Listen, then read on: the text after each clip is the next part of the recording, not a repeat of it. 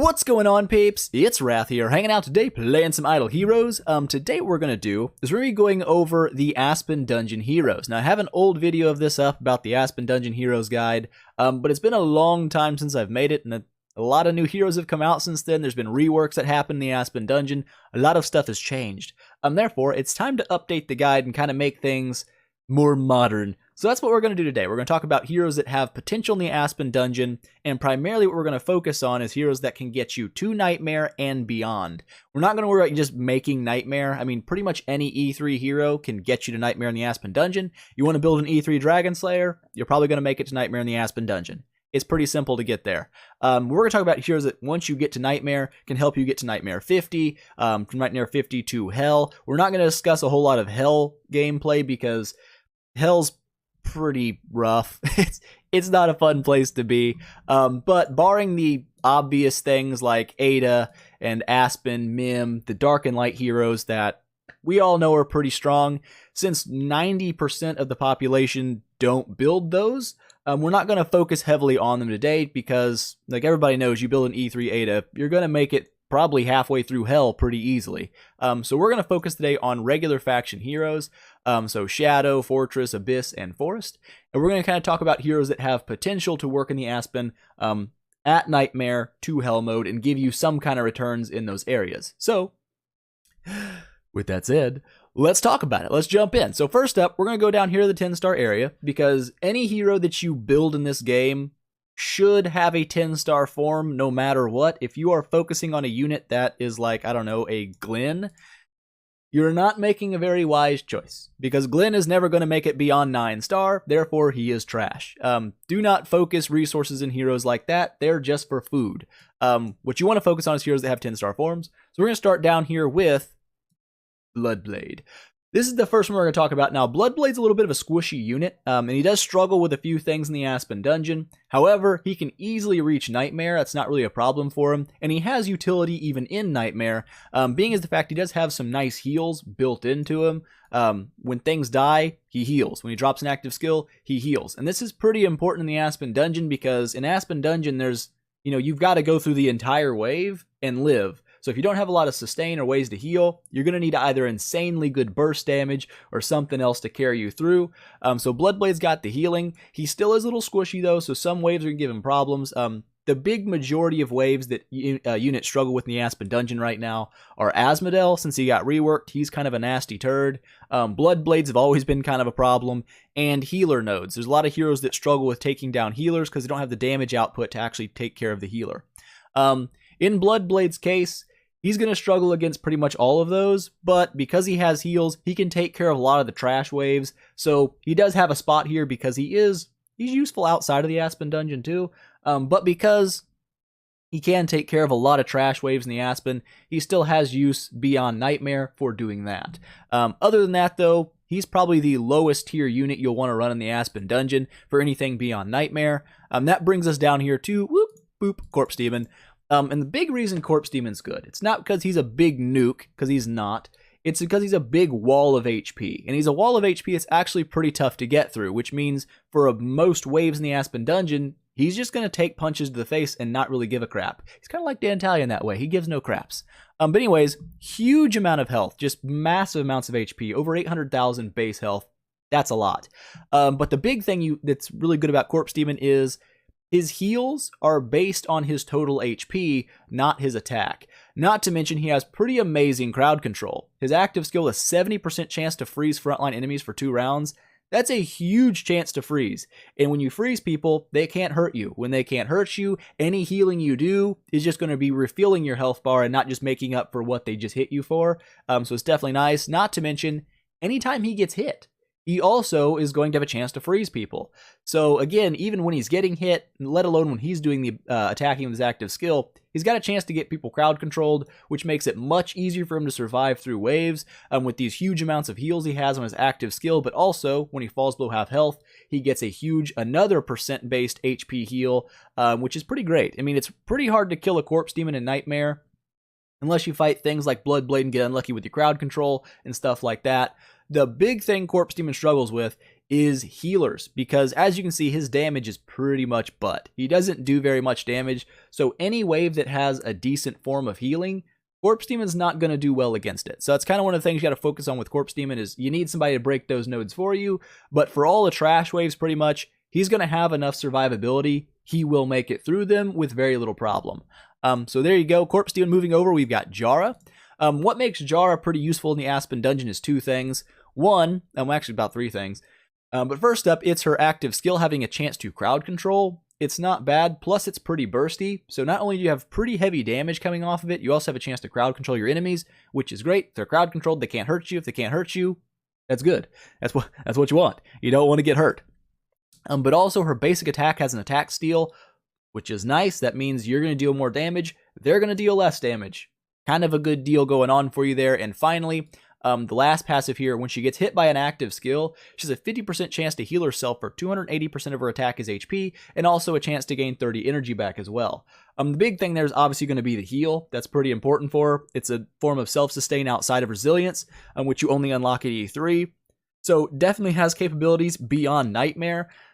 I would say she'll probably still struggle with the nodes that most people struggle with, Asmos, Bloodblades, Vesa waves. They're pretty rough to take for a lot of units. There's not many units that can take those down religiously without any problem, which is why you don't build one hero that can take everything. Unless you're building like Valkyrie, she can handle like 90% of things herself, an Ada. But for most of your regular faction heroes, you're going to have to build somebody to complement that hero, because they're going to have something they can't handle. So you need someone else also that can handle their weakness and kind of help them get through the Aspen dungeon nodes that they have struggled with. Jara, pretty solid unit. I've heard people saying they've made it into Hell, actually like a Hell 20 something with an E3 Jara. So she definitely has viability in the Aspen dungeon at E3, but all the way up she'll still have some healing. She won't probably be amazing earlier on, but she will get better as time goes by. So there's Jara. And finally up we have Horus. Look at that. Horus. Horus, pretty solid dude. Again, he's going to struggle with the same waves that most people struggle with. Bloodblades, big problem for him. And healers, he really struggles with later on. So when you start getting into Nightmare and pushing, Nightmare 50-ish, those heal waves become really tough for him to take down, because Vesa has really good healing since she got reworked. She's actually kind of hard to bring down. And since his damage is percent based, it means he's never going to get that really big nuke usually that actually kills her. He kind of just hangs out and tickles her a little bit, and she just heals back up and probably ends up killing Horus in the end. A little bit dangerous. But the good thing about Horus when it comes to most other waves is he has a huge block chance, which is great. If you build him with block, which you should, he's going to be able to block pretty much any attack that hits him, which is nice, because when he does block, he deals 20% of the current HP of the target, and also heals himself for 10% of the damage. Obviously pretty handy stuff there. It gives him heals, but also does damage even if he's crowd controlled. And that's one of the important things about Horus, is even if he gets stun locked, he's still doing damage even though he can't actually attack. And that's one of the big things I like about Horus. My E3 Horus I like to use in Hell against the Valentino waves, because most often he can kill them without dying, which is great. It's one of those things that not a lot of heroes can take out, because they do really nasty damage, really nasty burst damage. But Horus, pretty solid guy in the Aspen dungeon, but again, Bloodblades, healer waves, Asmo waves probably even. Maybe you probably take Asmo. I believe he could. I believe in you, Horus. But yeah, pretty tough stuff. He can handle it. Good unit. Definitely a solid unit. I would say he can get you pretty close to Hell by himself. You're going to need somebody for those healer waves, though. And that brings us out of the Shadow faction over to the Fortress faction. And I'm not gonna lie to you guys, there's not a lot of good stuff in Fortress. If you're pushing for a solid Aspen dungeon unit, I highly recommend you do not go Fortress as your first faction. It's just not very good in the Aspen dungeon. There are heroes that work there, don't get me wrong. It's just there's not many. So if you get bad luck with your orbs or stuff like that, you're going to be in a dookie sandwich. You're probably better off going with Abyss or Forest, in my experience, as your Aspen dungeon factions, because there's a lot of heroes that work in those factions. We'll start out with what heroes I think are best for doing like a main run in the Aspen dungeon. And it actually, strange enough, going to be Mickey. You don't see very many Mickeys built anymore. Again, like I said, most people completely ignore the Fortress faction for their Aspen dungeon runs, which is why you don't see a lot of Aspen dungeon heroes built from the Fortress faction. But because Mickey really doesn't work that well anywhere else in the game, you really don't see her built very much, but when it comes to the Aspen dungeon, she does have utility. She has a pretty nice block chance built into her, not to mention that she also heals for a pretty decent chunk of her attack when she blocks, and her active skill actually boosts her attack by quite a bit. It's not bad. It's pretty solid sustain because as long as she's blocking, she's healing, and she can heal pretty decent amounts of health doing that. The problem is she's not really good at anything else. So if you build one for the Aspen dungeon, that's probably all she's going to be used for. And I don't even know if she's going to make it to hell. Probably not. I would assume Bloodblade, being that he has faction advantage over her, is just going to eat through her like no one's business. And it's going to be a dangerous situation. So like I said, Fortress, not your best bet. This hero here can work, especially for the trash waves. She won't have any problem taking down most of the easier waves in the Aspen dungeon. But like I said, Bloodblade's going to be extra lethal to Mickey's because A, she's a ranger, B, she's Fortress. So he has like 2 different forms of ways to ruin her day. Danger Town. But the newly reworked Ormus is also one of those heroes that can handle a majority of waves on his own. He has a lot of healing now. He didn't used to. He was kind of crap before, I'm not going to lie. They reworked him, and now his heals are actually really powerful, really potent healing. However, being a great healer is nice in the Aspen dungeon, but it also isn't everything. When you face waves like Bloodblade, who again is going to have faction advantage over Ormus, that damage over time is going to eat through your Ormus pretty quickly. Not to mention that when it comes to other healer waves, he's not going to be able to kill them. They're just going to stalemate out where they both just heal the crap out of each other and like, yay, we have like billions of HP. Congratulations, you're not moving anywhere. So that's kind of one thing that Ormus is going to suffer with. A, Bloodblade waves are going to be super lethal to him, but also any healing wave is going to be something he really can't take down because he doesn't have the damage to back up his healing. So he'll stay alive, but they're also going to stay alive, and you just stalemate out, and that's never fun.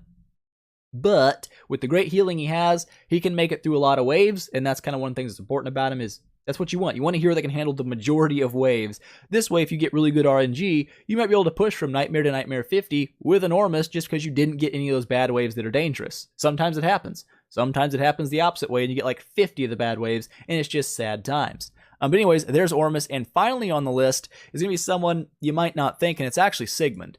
Sigmund doesn't have any innate healing, and that's kind of one of the things people are like, Sigmund? He doesn't heal. He doesn't, but Sigmund is one of the tankiest units in the game with a humongous armor stat, which is fantastic. But he also has counterattacking, which is great. Pretty solid output of damage for a warrior-based unit. Not the highest warrior's health in the game, but like I said, pretty solid tankiness even without the high health because he has really good armor. If you build him with like reduced damage and stuff, he can take a lot of punches. The problem is Sigmund is very potion dependent. You've got to feed this guy potions in the Aspen dungeon or he's going to get killed pretty quickly because he has no heals until E3. And even at E3, his resilience is only going to take care of so much and you're still going to have to potion feed him. But with potion feeding, I have heard people say they've reached hell with their Sigmund. I wouldn't doubt it. I've got an E3 Sigmund on my main account, and he does some pretty nasty stuff. Even in hell, occasionally you get the right waves, he can put out some decent damage there. So, Sigmund, he works, but you gotta baby him. You've got to give him lots of potions, keep him alive. Bloodblades, again, are going to be deadly to him, too. The faction advantage is nasty. That damage over time is just nasty. There's not many heroes in the game that do well versus damage over time, and that's why Bloodblade is probably universally the most hated wave in the Aspen dungeon. That's why. There you go. So that's pretty much your Fortress. Valentino and Shia, they're decent units, but without any good form of healing, they're not great main units. They just don't handle a lot of waves very well. So while they can work pretty good as node breakers, like Shia can work pretty well against priest nodes by one-shotting priests and just take them out of the fight, those healer nodes that are a problem. That's something Shia's actually really good at, but when it comes to fighting most of your waves, she's going to be very potion dependent and a little less tanky, obviously, than Sigmund. So while they can work in situations, I wouldn't focus those as your main Aspen hero unit just because they're not really great at that role. Moving on, we have the Abyss faction. Now, Abyss faction has quite a few offerings that actually work pretty well in the Aspen dungeon. Back in the day, Corrine used to be pretty decent. However, with a lot of the recent reworks and stuff, he's getting less and less useful, so he's definitely a line for a rework himself. He used to be pretty solid. The percent-based damage as HP when he deals damage, he heals by a percent of the damage dealt. It's pretty powerful. If you crit really hard, he gets really big heals. The problem is he's kind of squishy. Bloodblade still eat him alive. Healer nodes like Vesa can crit the living crap out of him, and it's not good news. Asmo's rework has been a problem for a lot of units. And Corrine's kind of fell off, I would say, of being pretty useful. Can he get you to Nightmare? No sweat. Getting to Nightmare, anyone can pretty much do it nowadays. Maybe Nightmare 50 if you're lucky, but I feel like he's going to struggle with a little bit too much to be useful. That brings us to Dantalion. Dantalion's an old unit, an oldie but a goodie. He got reworked a while back with a little bit extra healing. Start boosting his reduced damage and attack by like a certain percent for each round for 6 rounds, which means that Dantalion's actually a pretty solid Aspen unit. I've got an E1 on my mini account right now, and it's sitting in Nightmare, which isn't bad. And he can take down most of the stuff in Nightmare other than Bloodblade waves and healers. Healers become an issue for Dantalion. If you get to round 6 and you don't have enough attack to kill a healer, you're probably not going to kill it, because at that point you've reached the cap for your damage, and they're just going to keep on healing on you, and it kind of sucks. So Dantalion, pretty solid unit for the Aspen Dungeon. Outside of the Aspen Dungeon, not crazy viable in a lot of places. But when it comes to the Aspen, he's a pretty easy build because Dantalion's a pretty common unit. You can get him in a lot of different places, just regular 5-star shards, stuff like that. He drops pretty frequently, and so that makes him pretty easy to upgrade. Pretty solid dude. An E3 Dantalion should have no trouble reaching Nightmare 50, and maybe even getting you pretty close to Hell itself. But again, when it comes to Bloodblade waves, which is a problem for most units, Dantalion really suffers. On Asmodel waves, I would say Dantalion's a better pick than most of your low-class units because he has an innate huge damage boost versus warriors, which is what Asmodel is.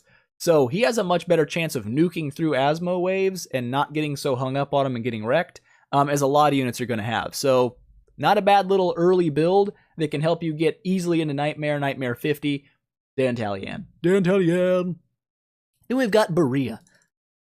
Boop. Berea. The good thing about Berea is he's kind of a damage builder. He's one of the units that kind of have a wind-up time. Did I say Dantalion twice? I don't know. Dantalion's kind of the same way. He has a wind-up of 6 rounds before he's starting to hit his max damage. Berea also has a wind-up. Every single round he's going to boost his crit damage, and his armor break, up until it caps out where you get 100% crit, 150% crit damage, and 100% armor break. So eventually, Berea goes through pretty much all resistances other than reduced damage, and he hits like a truck. This makes him very useful for certain waves like healing. Crowd control doesn't affect him nearly as bad as other units because even if he's crowd controlled for 4 waves and can't attack, by the time he does get attack, now he's got a much more damage built up, so he hits really hard when he gets his attack free. It's kind of nice. So Berea works really well against a lot of waves. Again, no native healing on Berea though. So you got to potion feed Berea. E3 Berea obviously being the better option as it has resilience naturally. But you kind of got to potion him through things.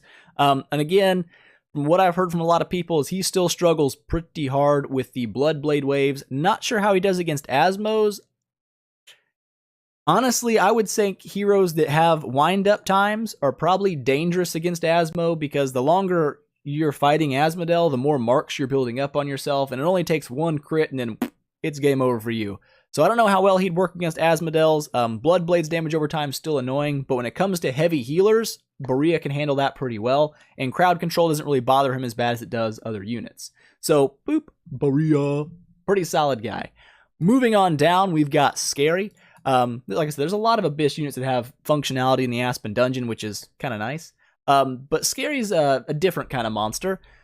He's got a lot of different things that boost his damage. When he gets hit, when he does a basic attack, when he does an active skill, all of those things add lightning marks to the enemies that boost the damage Scary puts out. So again, Scary, like Berea and like Dantalion, is a wind-up hero. He takes a while to hit really hard, and in some cases, it doesn't matter, and in some cases, it really sucks. Certain waves, like Sigmund waves, can be a real problem for Scary because of the fact that he takes a while to do a lot of damage, and those Sigmunds do a lot of damage pretty much right out the gate to him. Counterattacking when he does basic attacks, having the class advantage, things like that. So every single unit probably has like specialized waves that are more difficult for them to handle. But Scary definitely has some issues in the Aspen Dungeon. However, he also has pretty good burst damage when he gets built to it. So things like healers can get taken down by Scary in like a single snap. Just boop, everybody's dead. The old scary sneeze. Achoo! Yeah, kills everything. But it takes a while to get there. Bloodblade waves, I would say, are still hyper dangerous to this guy. Anything that has a wind-up time is really bad against things like Bloodblade because it gives Bloodblade more time to put damage over time on your team. Not a good thing, or I guess your unit. You don't have a team going in there. But yeah, so that's still pretty dangerous for him. A lot of things are dangerous, mainly Bloodblades, Asmodeels. You know, you've been there, you've fought them, you've died, you've suffered. But anyways, scary. He does work, does have weaknesses like everybody else, but he has potential to make it to hell if you can get the right wave RNG, which does actually play a big role in your Aspen dungeon pushes. BT dubs. Moving over, we've got King Barton. Bang, King Barton.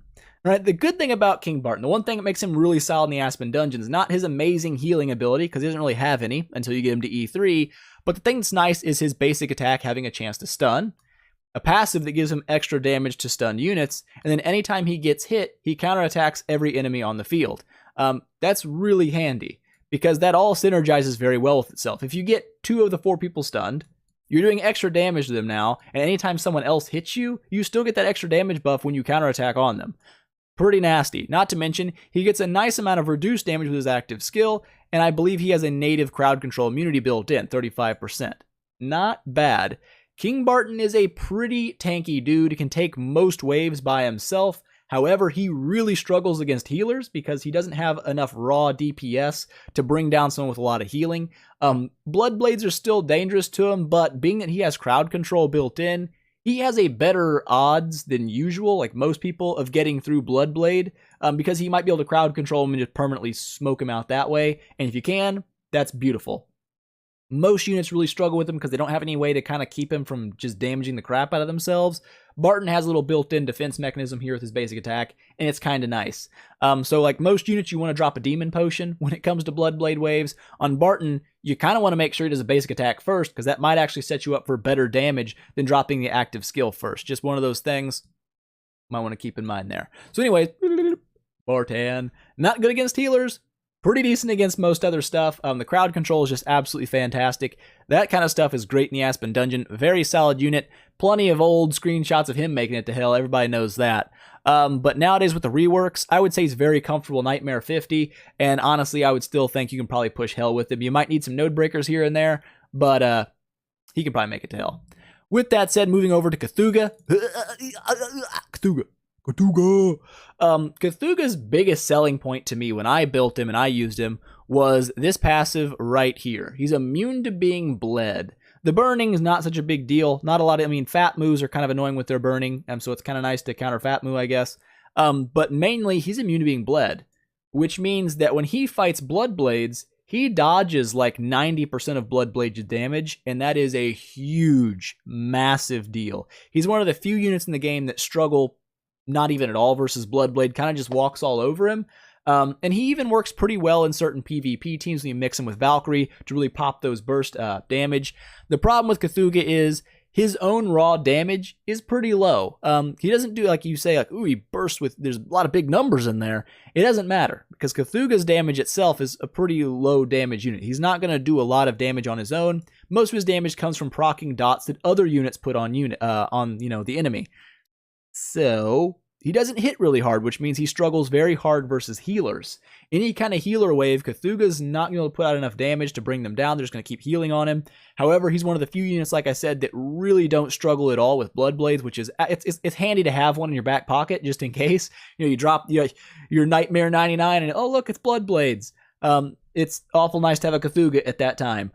So anyways, definitely works in a majority of situations. Any wave without healing, he'll probably outlast, especially with a King of Demons artifact or something. He's a pretty tanky dude, and you can make him last pretty much through anything, which is nice. But like I said, when it comes to things like Asmos, he doesn't have enough damage to really nuke Asmo down, which means Asmos probably has a better than normal chance of nuking your CThugha down. Hiccup. And any kind of healer nodes, he's just going to struggle really hard against. Big struggle bus against the healers. But that closes out the Abyss faction for us, and that moves us into the Forest faction. Woo! And as you can see, you probably tell why I said it's probably best to focus your efforts in Abyss and Forest. You'll tell Forest after this. But the other two factions, there wasn't a lot of heroes that really worked well in the in-game Aspen dungeon. But in Abyss, you have a lot of them that work pretty well. And in Forest, you're going to see there's at least a pretty decent amount. So first up, we're going to start with Gru. Now, Gru's an oldie but goodie. The old tree man. Gru. The good thing about Gru. The great thing about Gru is, A, he has a lot of HP, and he has natural reduced damage, which is not something many heroes have. But a natural 26% reduced damage is pretty high. Not to mention, you throw on the warrior-specific gear, you get some reduced damage there. You throw on the Rune's Power or Oak's Heart, he gets more reduced damage there. He can become very, very tanky. Not to mention, anytime he gets hit, he reduces the enemy's attack and crit for 2 rounds. And it's not a small debuff. It's 15% attack and 24% crit. So if you get hit, you're nerfing their stats by quite a bit.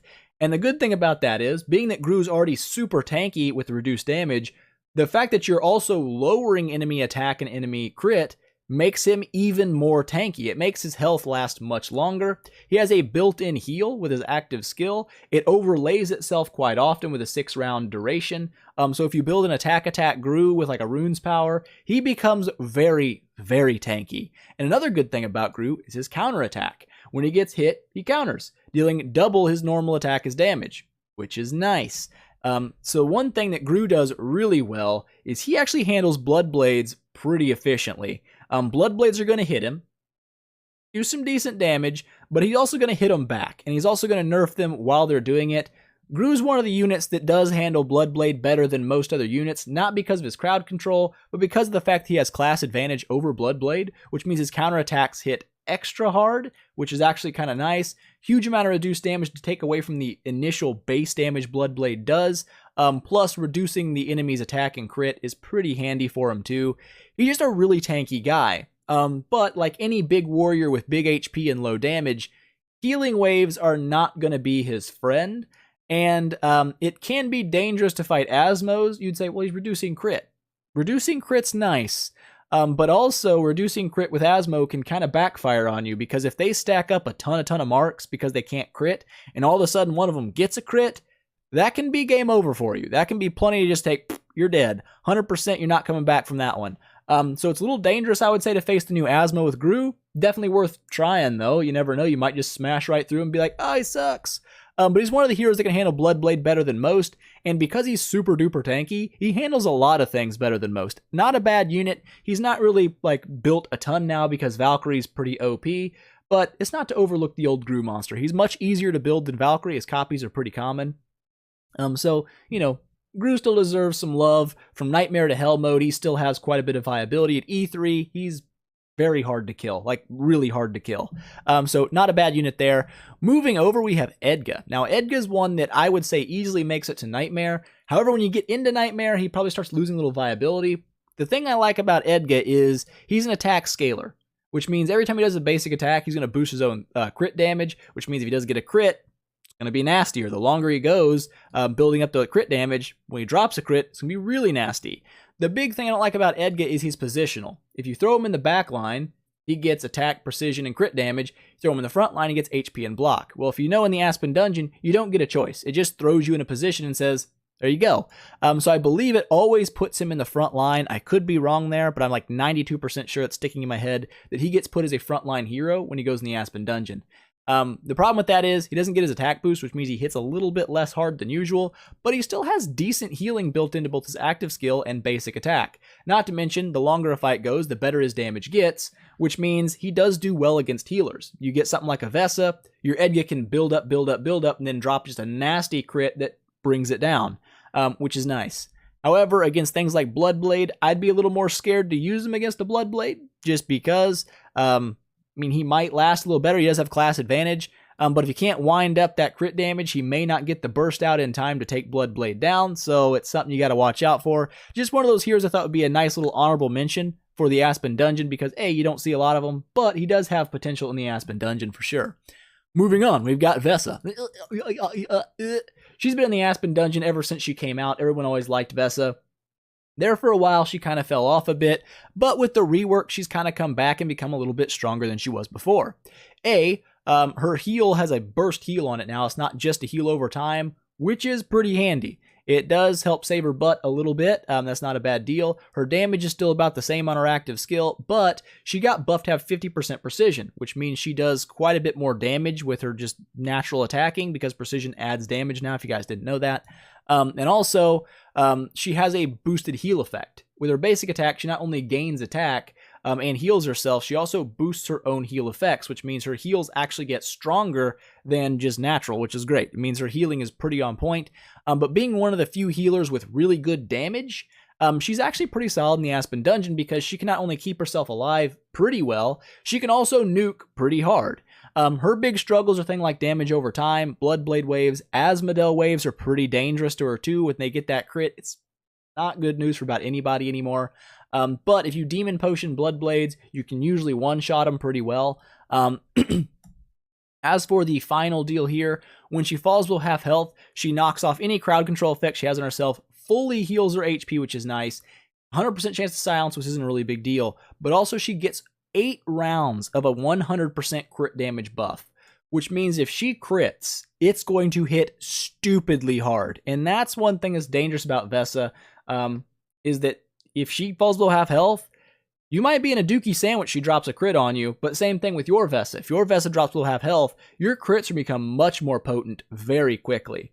So one of those things to keep an eye out for. Vesa, much better now than she used to be. Still struggles with things like Bloodblade, of course. Asmodel's still a really dangerous unit. And against other healers, I don't think she'll be able to handle them very well. Historically, when I had my E3 Vesa, when you run up against another Vesa, they just kind of tie out. They poke each other, and they just keep healing each other, and they don't really ever kill either of the other units. So against healers, she's still probably a little weak, but being able to one-shot Bloodblades is pretty handy. A lot of people still build her for that reason. Moving over, boop, we've got Heartwatcher. Woo! Heartwatcher's a pretty solid unit because she does have healing built into crits, and you kind of want to build her with crit, obviously, to focus on that. But she struggles with nodes that not a lot of other ones struggle with. Things like Field is very dangerous to Heartwatcher because Field stuns assassins, and he can pretty much permanently stun lock a Heartwatcher and kill it very simply, and it kind of sucks when that happens to you. However, Heartwatcher's pretty good at handling a lot of different units, especially healers, because most wind-up units that have like a time to wind up do well against healers because they're building damage. Heartwatcher's no different. She can stack up marks on the enemies, make them take more damage, and then by the time she drops that big final smash, it does huge damage, and it just one-shots them. And that's what's nice about Heartwatcher. Problem is, you got to keep her alive all that time. She's not the tankiest unit in the game, so you almost have to run like a Rune's Power or an Oak's Heart on her just to give her enough reduced damage to hang through a lot of those more dangerous waves. So definitely still viable in the Aspen dungeon past Nightmare, can handle a majority of weak waves by herself, no sweat, but those big dangerous waves like Bloodblades are still very dangerous to her. Asmodel waves, of course, still dangerous. She does handle healer waves better than most others though, because again, she winds up, and wind-up heroes generally do pretty well against healers. So there you go, there's Heartwatcher, and finally, needs no introduction, everybody knows this, the old Valkyrie. Well, what's there to say? All right, she handles pretty much everything in the game pretty well. Aspen Dungeon is no different. She takes most waves in the Aspen Dungeon without a whole lot of problems. Can she get in some dookie sandwiches? Yes, but generally speaking, she can handle most things by herself. I haven't run mine in Nightmare since Vesa got reworked and Asmo got reworked, so I'm not 100% sure how she works in the later Nightmare stages. I do know that when you get to Hell, healer waves are a little tougher for Valkyrie now because she just can't outdo the healing, especially you get those Bell Rain waves. It's just ridiculous with healing. The waves of the Heartwatcher and Vesa and Rosa and all that business, pretty dangerous for her too. But she's one of those heroes that doesn't need much help to make it to Hell mode in the Aspen Dungeon. And if she does, you find a wave that is beating the crap out of your Valkyrie, you can probably find a different hero out there to cover that weakness for her and get yourself to Hell pretty easily. Valkyrie's a very forgiving unit, so probably one of the better Aspen hero units in the game. If you guys don't know anything about Valkyrie because you're really new, the reason she's good is her damage is based on her health. She does damage over time based on her max HP, so you build Valkyrie to have huge HP, and it also scales to make her have huge damage. It works really well because it makes her super tanky, but also really damaging. Kind of annoying in PvP, but definitely works in things like the Aspen Dungeon. She also has an attack steal, which is pretty nice with her basic attack and her active skill. Both of those remove attack from the enemy, which means they hit you less hard, and you hit them harder, which is nice. But pretty much also the crowd control business. When she gets stunned, frozen, petrified, whatever it may be, she's going to heal herself for 200% of her attack continuously for 3 rounds, and burn 3 random enemies by 3% of her max health for 1 round. So a nice little damage proc when she gets crowd controlled, but it also heals her and it stacks. So if you get stunned twice in the same round, she's going to heal herself by 400% of her attack as HP and drop 6% of her HP as damage on the enemy. So it makes her really good to handle crowd control nodes, like really, really good at it. It's like her favorite thing to do in the world. Pretty solid unit for that. But that's pretty much going to wrap it up for the regular factions. There's no one else really to talk about right now. When it comes to Dark and Light, like I said, I'm not going to cover them because most people can't build them. If you are going to build a Light and Dark unit, right now your best bets, I would say, are going to be Ada and Asmodel, Aspen and Mim. Those are probably going to be your 2 strongest from Dark and 2 strongest from Light to build for the Aspen Dungeon, but they're also awesome in pretty much every aspect of the game right now. So there's really, you can't go wrong with building those right now. Faithblade's still pretty solid for the Aspen Dungeon, but, you know, whatever. Like I said, we're not going to focus on that. That's not the point of today's video. I feel like we've covered everything. We've covered pretty much everything that you need to know about Heroes of the Aspen Dungeon. I hope you guys enjoyed it. If you liked the video, please make sure, smash that thumbs up button and show your support, and I will see you guys in the next one.